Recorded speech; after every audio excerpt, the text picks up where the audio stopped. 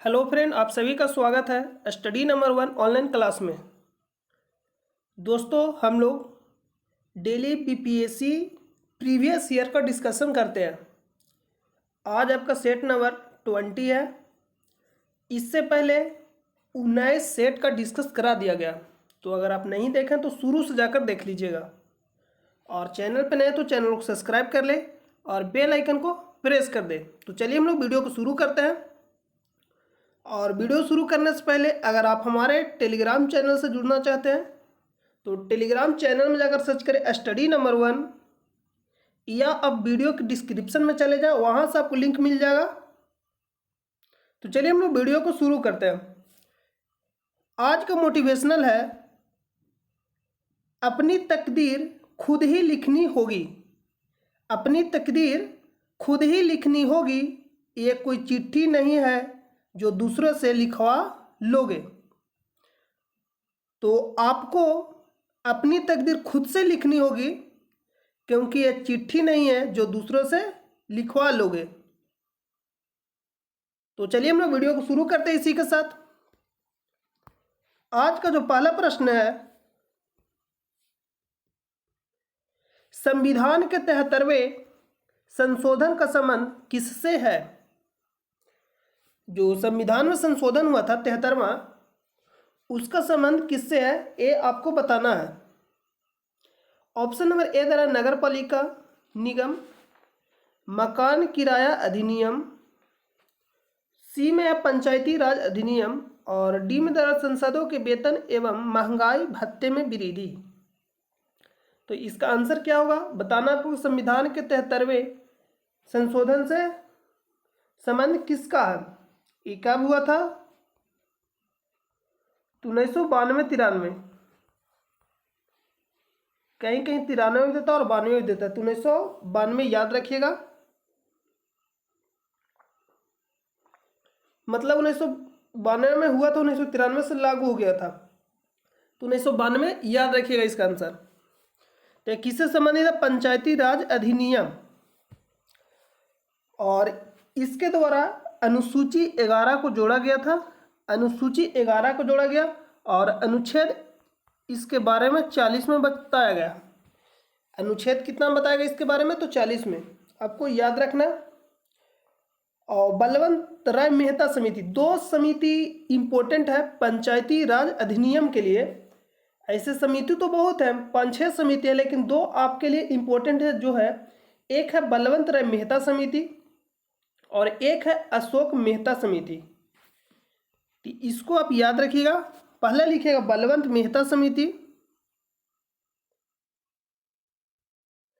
बलवंत राय मेहता समिति, और एक है अशोक मेहता, अशोक मेहता समिति। तो बलवंत राय मेहता समिति, अशोक मेहता समिति, ये जो संबंधित है अशोक मेहता समिति, इसमें त्रिस्तरीय पंचायती राज व्यवस्था, जो बलवंत राय मेहता समिति थे, ये दिए त्रिस्तरीय पंचायती राज व्यवस्था।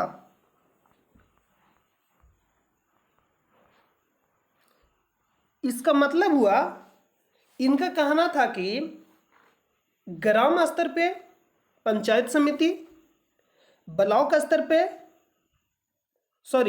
ग्राम स्तर पे पंचायत, और ब्लॉक स्तर पे पंचायत समिति, और जिला स्तर पे जिला परिषद बनाया जाए। और जो ग्राम स्तर पे पंचायत है, इसमें प्रत्यक्ष रूप से चुनाव होगा इसका, और जो बाकी के जो बच गया दो, ब्लॉक स्तर पे पंचायत समिति और जिला स्तर पे जिला परिषद, इसका जो चुनाव होगा अप्रत्यक्ष रूप से होगा। और अशोक मेहता द्वारा जो समिति दिया गया था, ये द्विस्तरीय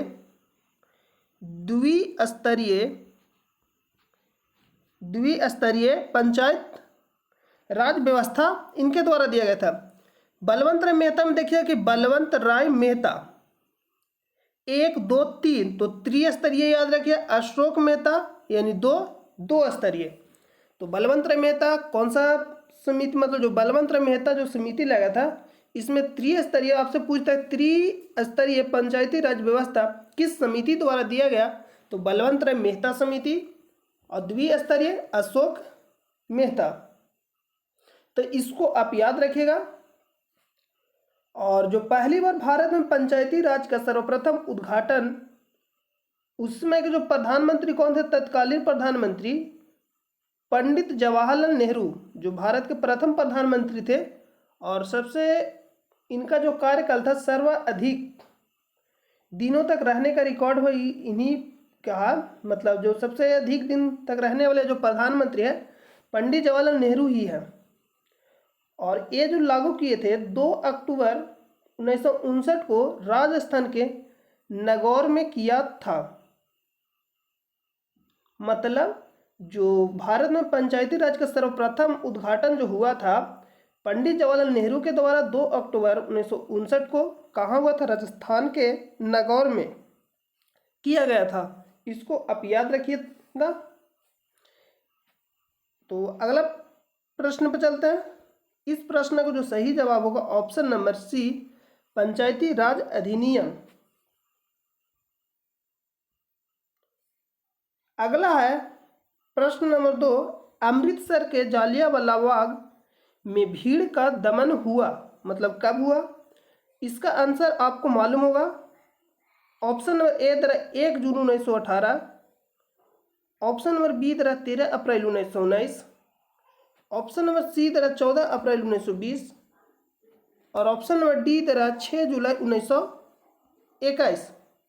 तो इसका जो सही जवाब होगा ऑप्शन नंबर बी 13 अप्रैल 1919 को हुआ था। और यह क्यों हुआ था, तो जो 2 व्यक्ति थे जिनका नाम क्या था, एक का नाम था डॉक्टर किचलू और एक का नाम था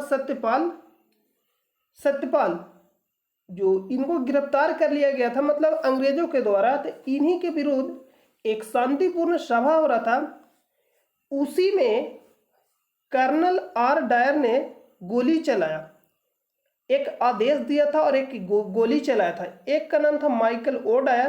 तो जो माइकल ओ डायर था आदेश दिया था किसको, कर्नल आर डायर को गोली चलाने के लिए। तो जिसमें गोली कौन चलाया था, कर्नल आर डायर। तो आपसे ये भी प्रश्न पूछ लेता कि आदेश किसने दिया जालियांवाला बाग में और गोली किसने चलाया। तो इसको समझने के लिए एक लिखिए माइकल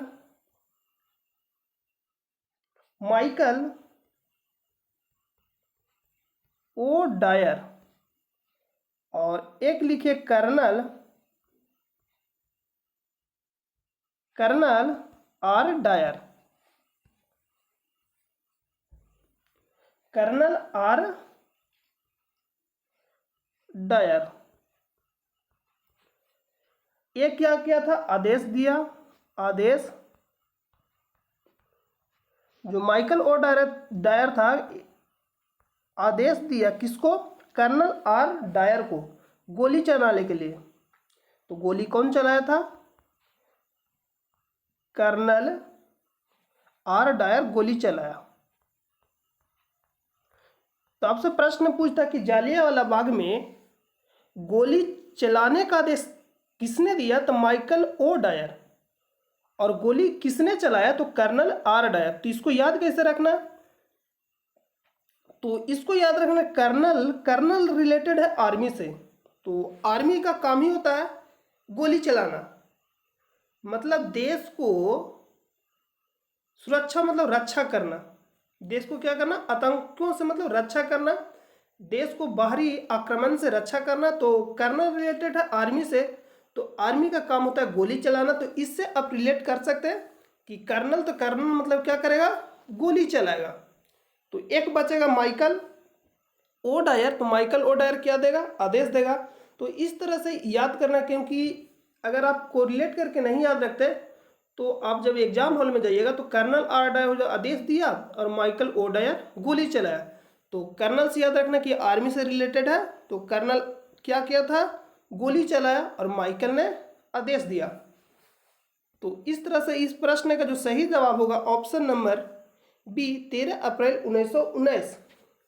और इसमें जो उपाधि दिया गया था, जैसे में महात्मा गांधी को उपाधि मिला था केसर ए हिंद, और जमनालाल बजाज बजाज को उपाधि क्या मिला था, राय बहादुर। जो जमनालाल बजाज थे महात्मा गांधी के पुत्र थे, जो महात्मा गांधी गोद लिए थे किसको, जमनालाल बजाज को। तो जमनालाल बजाज को उपाधि मिला था राय बहादुर, और महात्मा गांधी को उपाधि मिला था केसर ए हिंद की उपाधि, और रविंद्रनाथ टैगोर को उपाधि मिला था सर की उपाधि। तो सभी ने जालियांवाला बाग के विरोध अपनी उपाधि को क्या किया था, वापस लौटा दिया। तो आप याद रखें कि उपाधि किसको, कौन सा उपाधि मिला, ये भी प्रश्न पूछता है एग्जाम में, और वापस कब कर दिए, इसको भी आप याद रखिएगा। तो इस तरह से इस प्रश्न का जो सही जवाब होगा ऑप्शन नंबर बी 13 अप्रैल 1919। अगला प्रश्न पे चलते हैं। 3 नंबर प्रश्न है, किस शासक द्वारा सर्वप्रथम पाटलिपुत्र का राजधानी के रूप में चयन किया गया। यहां से 2 प्रश्न बनता है कि सर्वप्रथम पाटलिपुत्र का राजधानी के रूप में चयन किया गया मतलब किस शासक के द्वारा, और पाटलिपुत्र को किसने बसाया। तो पाटलिपुत्र को जो बसाया था जिसका नाम था उदयन, एक शासक था जो अजात शत्रु के पुत्र था उदयन। और अजात शत्रु किसका पुत्र था, बिंबिसार का।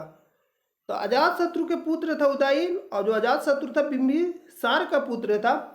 तो उदयन ने पाटलिपुत्र को बसाया। किसने बसाया पूछेगा तो उदयन ने बसाया पाटलिपुत्र को।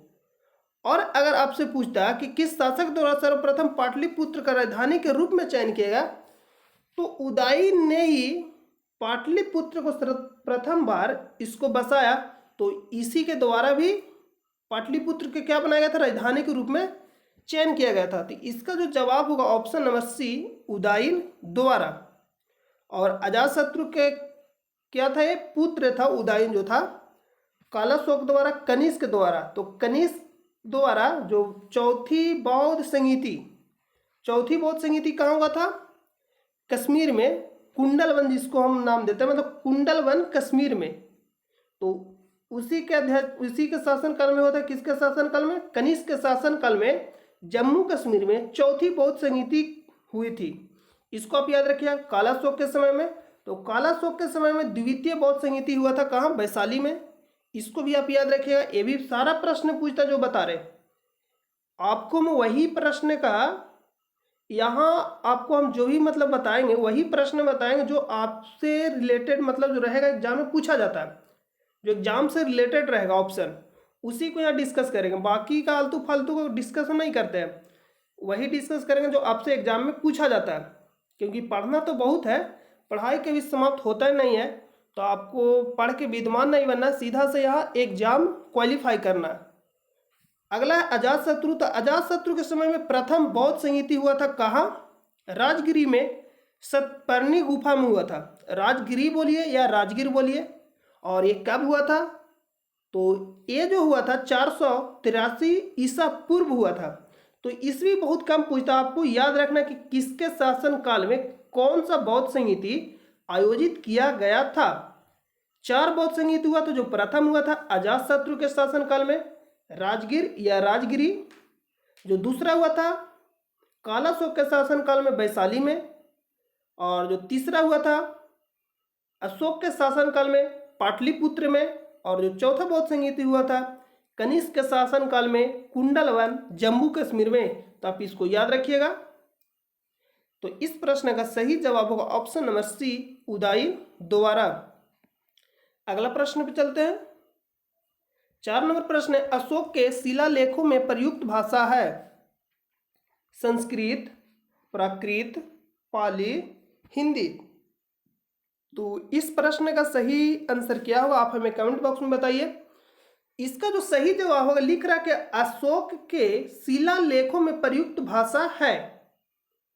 तो जो अशोक के द्वारा ही कलिंग युद्ध लड़ा गया था, और एक कब हुआ था, तो 261 ईस्वी में। कब हुआ था, 261 ईस्वी में। तो आपसे ये भी पूछता कलिंग युद्ध कब लड़ा गया, और किसने लड़ा था? अशोक। कब लड़ा था? 261 ईसा ईस्वी में। ईसा पूर्व नहीं करिए, ईसा पूर्व अलग है और ईस्वी अलग है। तो 261 ईस्वी में लड़ा था कलिंग ने।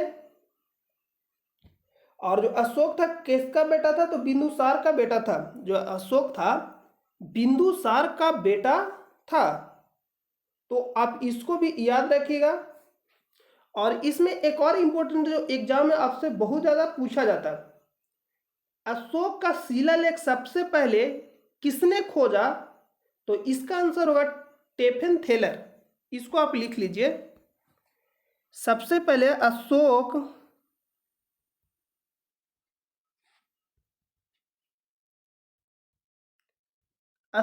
का शिलालेख,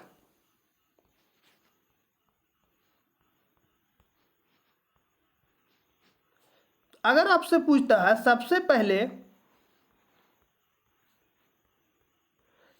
पहले खोजा, तो इसका जो आंसर होगा टेफन थेलर। टेफन थेलर एक कब खोजा था? 1750 में। और एक आपसे पूछेगा कि सबसे पहले पढ़ा किसने? तो दोनों दो आंसर है कि सबसे पहले खोजा किसने, तो टेफन थेलर कब खोजा? 1750 में। जो भी लिखा रहे सारा प्रश्न आपको मिलेगा एग्जाम में प्रश्न बनकर। जो भी आपको डिस्कशन करा रहे हैं सारा प्रश्न मिलेगा आपको एग्जाम में प्रश्न बनकर। तो आप इसे ध्यान से पढ़िएगा, सुनिएगा और लिखिएगा। सबसे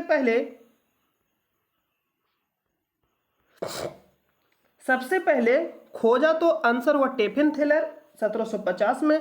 और सबसे पहले पढ़ा किसने? सबसे पहले पढ़ा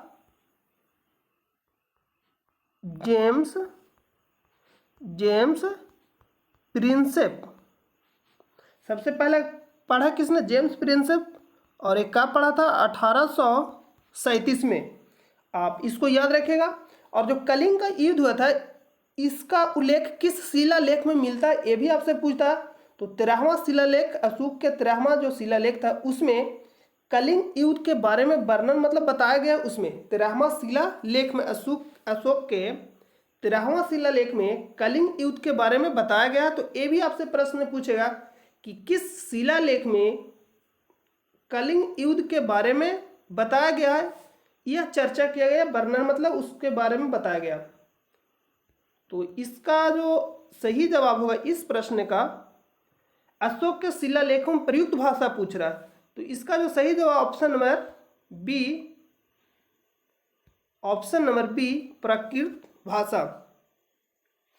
इसका सही जवाब क्या होगा? ऑप्शन नंबर बी प्राकृत भाषा। अगला प्रश्न पे चलते हैं।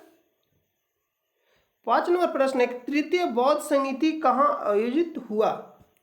अभी आपको तुरंत बताया कि पहला कहाँ हुआ था? अजातशत्रु के शासनकाल में राजगीर या राजगिरी जो सप्तपर्णी नामक एक गुफा था उसी गुफा में हुआ था प्रथम बौद्ध संगीति अजातशत्रु के शासनकाल में। जो अजातशत्रु था बिंबिसार का पुत्र था। और अजातशत्रु का पुत्र कौन था? उदय, जिसने पटना को बसाया। जिसने पटना को क्या किया? और बसाया। और सबसे पहली बार पटना को राजधानी के रूप में चयन भी किया। कौन? तो उदयन किसका पुत्र था? अजातशत्रु का पुत्र था। इसको भी आप याद रखिएगा। और पटना का पाटलिपुत्र, पटना और कुसुमपुर भी नाम है उसको, आप उसको भी ध्यान में रखिएगा। तो अजातशत्रु के शासन काल में प्रथम बौद्ध संगीति हुआ था। कहाँ हुआ था? राजगीर या राजगिरी। किस गुफा में हुआ था? सतपर्णी नामक एक गुफा है उसी गुफा में हुआ था। कब हुआ था? 483 ईसा पूर्व।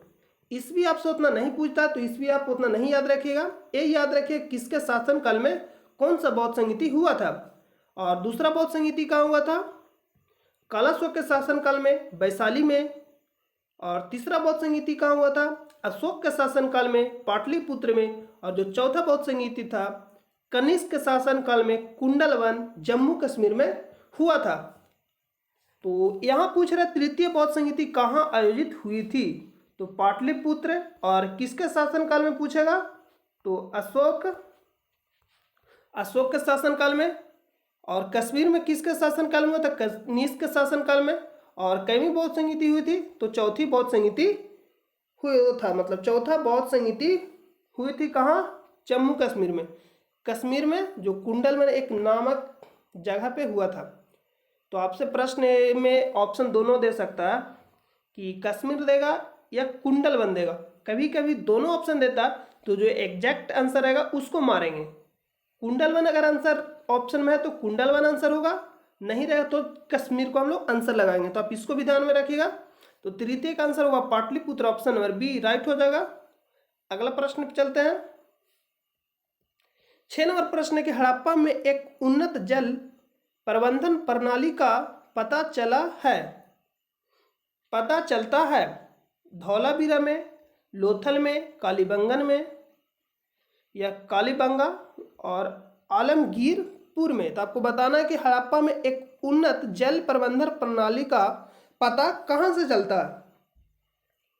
तो इसका आंसर आप हमें कमेंट बॉक्स में दीजिए कि इसका आंसर क्या होगा। तो इस प्रश्न का जो सही जवाब होगा ऑप्शन नंबर ए धौलावीरा। जो धौलावीरा में इसका पता चलता है जो जल प्रबंधन प्रणाली का, हड़प्पा में एक उन्नत जल प्रबंधन प्रणाली का पता कहाँ से चलता है? तो धौलावीरा से। तो इसको आप ध्यान में रखिए।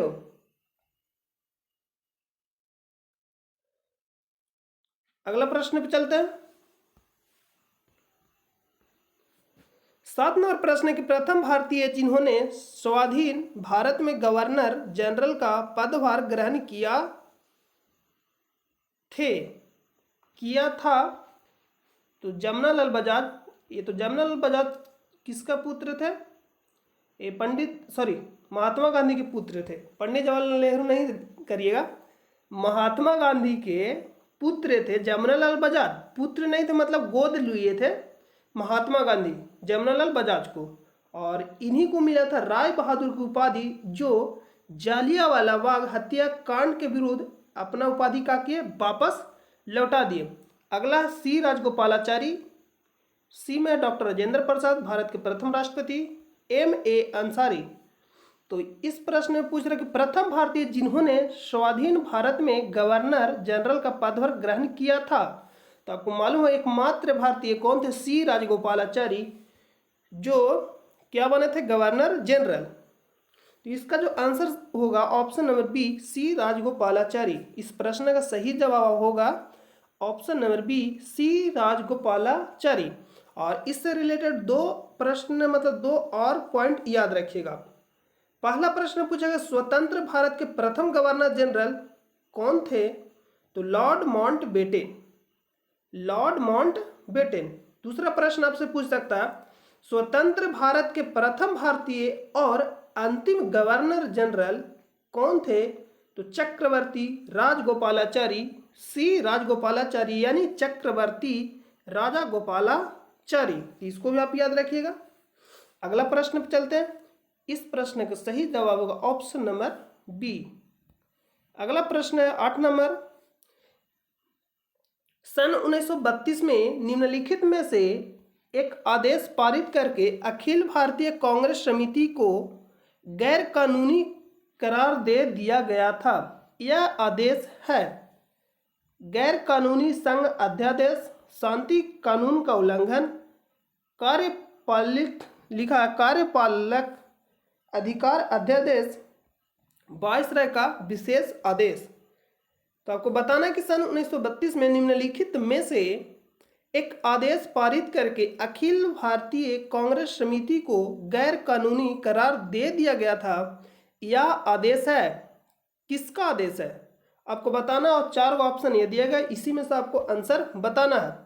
तो आप इसका आंसर कमेंट बॉक्स में दीजिए कि इसका आंसर क्या होगा।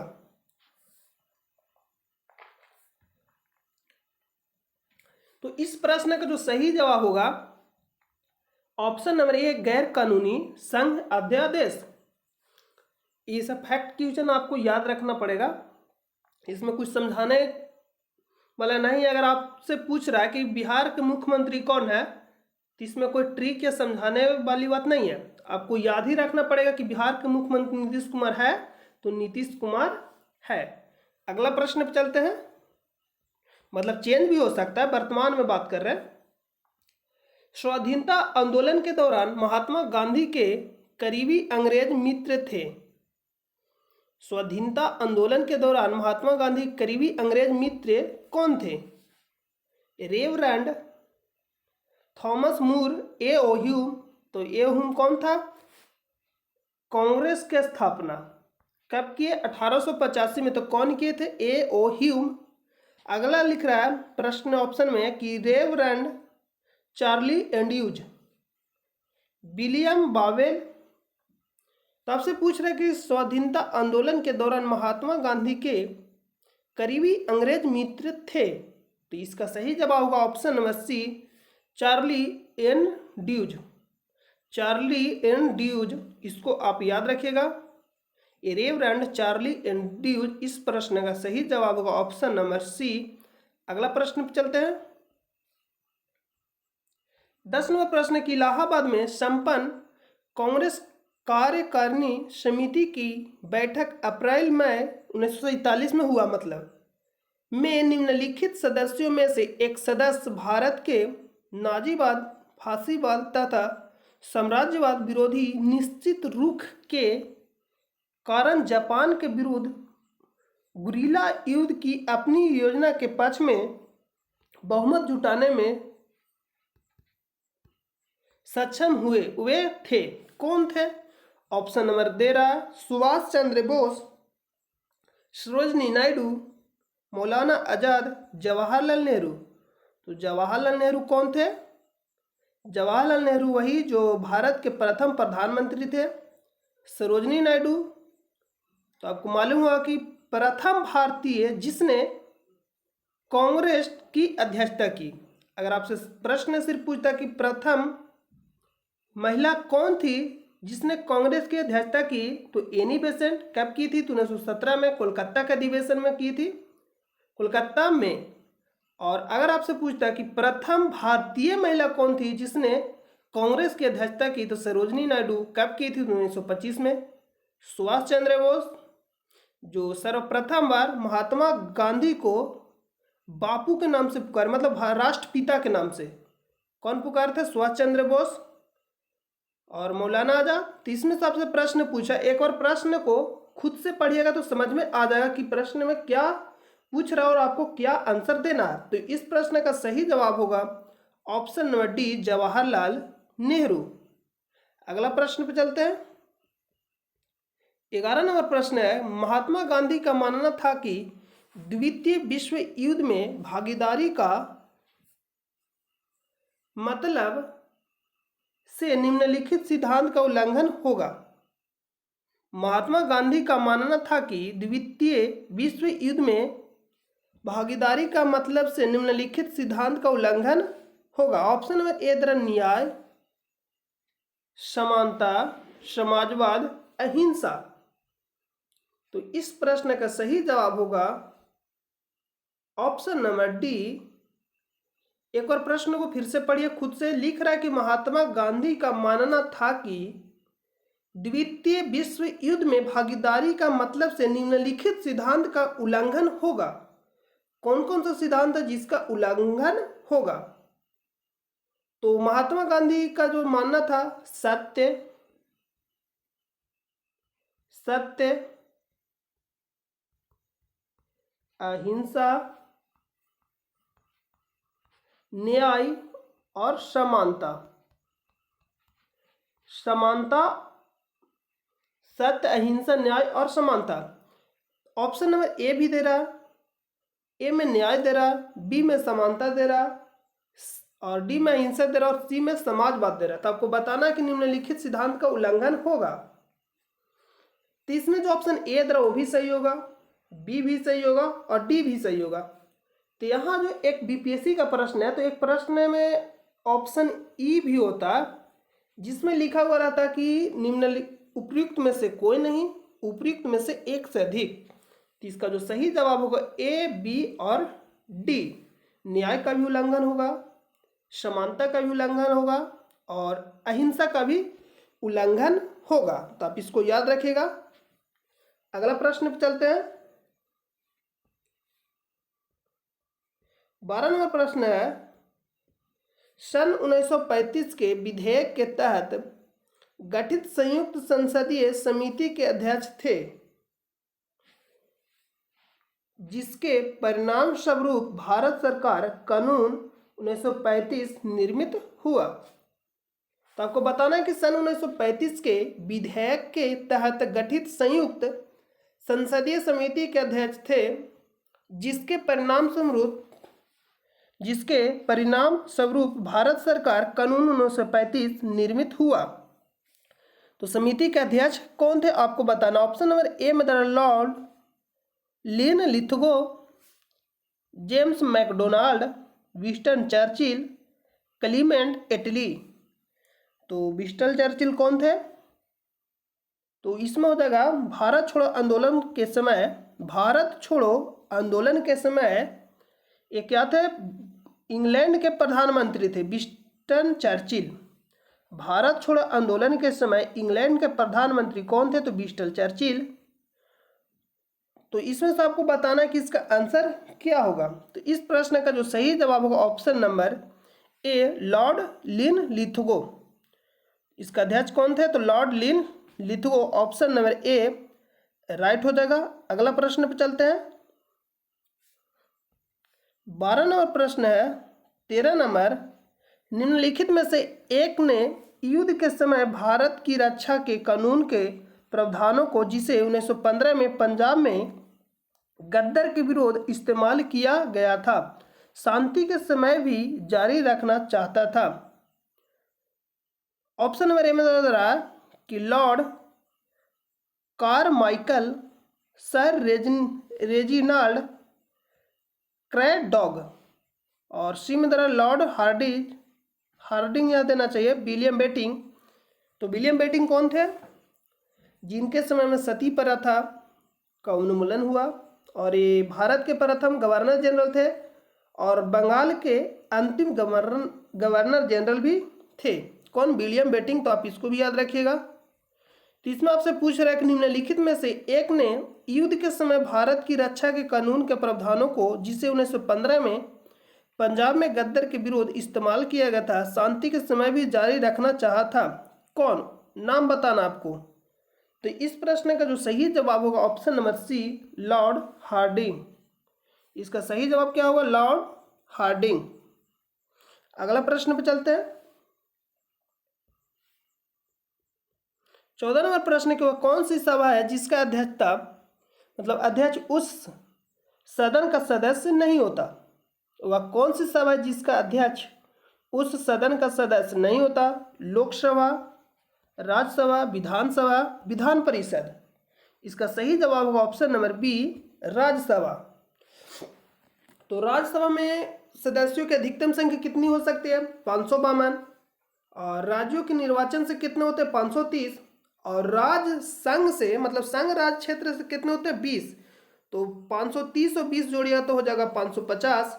लेकिन दो और बच जाता, जो बच जाता सदस्य, वो राष्ट्रपति के द्वारा मनोनीत किए जाते हैं। कितने सदस्य मनोनीत किए जाते हैं? 2। तो आपसे प्रश्न ये भी पूछता है कि राज्यसभा में राष्ट्रपति के द्वारा कितने सदस्यों को मनोनीत किया जाता है? राज्यसभा में राष्ट्रपति के द्वारा कितने सदस्यों को मनोनीत किया जाता है? तो यहां ध्यान दीजिए, अभी हम आपको जो बता रहे थे वो लोकसभा के बारे में बता रहे थे, या राज्यसभा इसका जो आंसर होगा। तो आपको जो हम बता रहे थे लोकसभा के बारे में बता रहे थे कि लोकसभा के सदस्यों की अधिकतम संख्या 552 होगा, और राज्यों के निर्वाचन से 530 चुने जाते हैं, और संघ राज्य क्षेत्र से 20, और राष्ट्रपति द्वारा मनोनीत कितने किए जाते हैं? 2। देखिए, लोक एक राज्य, तो लोक हो बन गया 2 अक्षर से, लो और का लोक मतलब 2। राष्ट्रपति के द्वारा कितने सदस्यों को मनोनीत किए जाते हैं? लोकसभा में तो 2, और राज्यसभा में पूछेगा तो 12, और लोकसभा में पूछेगा तो 2, और संसद में पूछेगा तो 14, क्योंकि 12 और 2 को अगर ऐड कर देगा तो 14 हो जाएगा। तो संसद में दोनों आ जाएगा, लोकसभा और राज्यसभा। तब से प्रश्न नहीं पूछता कि लोकसभा में राष्ट्रपति के द्वारा कितने सदस्यों को मनोनीत किया जाता है, तो 2, और राष्ट्रपति के द्वारा राज्यसभा में कितने सदस्यों को मनोनीत किया जाता है, तो 12। तो आप इसको ध्यान रखिएगा। और राज्यसभा में अधिकतम संख्या कितना होता है? 250। और राज्यों तथा संघ राज्य क्षेत्र से कितने होते हैं? 238। और बाकी 12 राष्ट्रपति के द्वारा मनोनीत किए जाते हैं। और लोकसभा के सदस्यों के जो इसका जो कार्यकाल होता है लोकसभा के कितना होता है? जो लोकसभा का जो कार्यकाल होता है 5 वर्ष होता है, यानी 5 वर्ष। और राज्यसभा का जो कार्यकाल होता है 6 वर्ष होता है। और लोकसभा के चुनाव लड़ने के लिए मतलब न्यूनतम आयु कितना होता है? 25 वर्ष। और राज्यसभा के लिए 30 वर्ष। यहाँ जरा विधानसभा और विधान परिषद, तो इसका जो आंसर होगा ऑप्शन नंबर बी, राज्यसभा। तो आप इसको याद रखें कि राष्ट्रपति के द्वारा कितने सदस्यों को मनोनीत किया जाता है। ये आपसे प्रश्न पूछ लेता, तो आप इसको ध्यान में रखिएगा। अगला प्रश्न पे चलते हैं। इस प्रश्न का सही जवाब होगा ऑप्शन नंबर बी, राज्यसभा।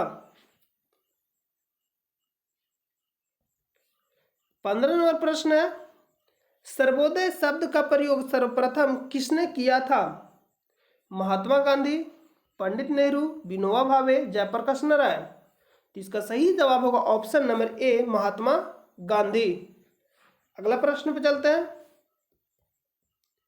वित्त बिल के लिए किसकी पूर्व स्वीकृति आवश्यक है? प्रधानमंत्री, वित्त मंत्री, भारत के राष्ट्रपति, किसी का भी नहीं। तो इस प्रश्न का सही जवाब ऑप्शन नंबर सी, भारत के राष्ट्रपति। वित्त बिल के लिए किसकी पूर्व स्वीकृति आवश्यक है? भारत के राष्ट्रपति। इसका सही जवाब क्या होगा? ऑप्शन नंबर सी, राष्ट्रपति। अगला प्रश्न पे चलते हैं। 17 नंबर प्रश्न है, निम्नलिखित में से किस मौर्य राजा ने दक्कन की विजय प्राप्त की थी? Option number A, Ashoka, Chandragupta Maurya, Bindusara, Kunal. Ashoka किसका पुत्र था? तो बिंदुसार का। और अशोक कौन सा युद्ध लड़ा था? कलिंग का युद्ध। कब लड़ा था? 261 ईस्वी में। और कलिंग के युद्ध के बारे में अशोक के किस शिलालेख में? तो 13वां शिलालेख में। चंद्रगुप्त मौर्य, इनका जो गुरु कौन थे? चाणक्य। और चाणक्य द्वारा कौन सा जो किताब था लिखा गया था, मतलब बुक, जो रचना कौन सा किए थे? इंडिका बुक नामक एक किताब था, उसका रचना कौन किए थे? चाणक्य द्वारा किया गया था। सॉरी इंडिका नहीं, इंडिका जो किया गया था मेगास्थनीज के द्वारा किया गया था। और चाणक्य द्वारा अर्थशास्त्र नामक पुस्तक का ये जो पुस्तक था उस चाणक्य द्वारा लिखा गया था। और इंडिका नामक पुस्तक मेगास्थनीज के द्वारा लिखा गया था। जो चाणक्य द्वारा अर्थशास्त्र जो लिखा गया था किताब, उसमें बताया गया था राजनीति के बारे में, मतलब राजपट कैसे चला जाए, उसमें इकोनॉमिक्स के बारे में नहीं बताया गया था। और जो चाणक्य थे चंद्रगुप्त मौर्य के गुरु थे, उनका अन्य नाम था विष्णुगुप्त, चाणक्य, कौटिल्य। तो आप इसको भी ध्यान दीजिएगा। तो इस प्रश्न का जो सही जवाब होगा option number B, Chandragupta Maurya. अगला प्रश्न पे चलते हैं। अगला प्रश्न है कि वह स्रोत जिसमें पाटलिपुत्र के प्रशासन का वर्णन उपलब्ध है, वह है कौन सा? दिव्यावदान, अर्थशास्त्र किनके द्वारा लिखा गया था?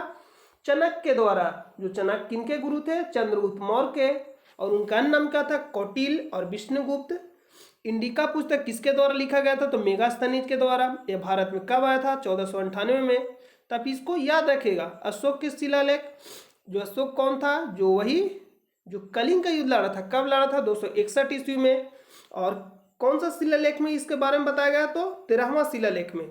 तो इस प्रश्न का जो सही जवाब है ऑप्शन नंबर बी, कि वह स्रोत जिसमें पाटलिपुत्र के प्रशासन का वर्णन उपलब्ध है वह कौन सा? ऑप्शन नंबर बी, यानी अर्थशास्त्र। अर्थ जो शास्त्र था, इसमें इकोनॉमिक्स के बारे में नहीं बताया गया था। इसमें बताया गया था कि प्रशासन किस तरह से चलाया जाए, मतलब राजनीति किस के बारे में बताया गया था। नाम है अर्थशास्त्र, लेकिन इकोनॉमिक्स के बारे में नहीं बताया गया था, प्रशासन के बारे में बताया गया था। इस प्रश्न का जो सही जवाब है ऑप्शन नंबर बी। 21वां प्रश्न था। 18 नंबर। अगला प्रश्न पे चलते हैं।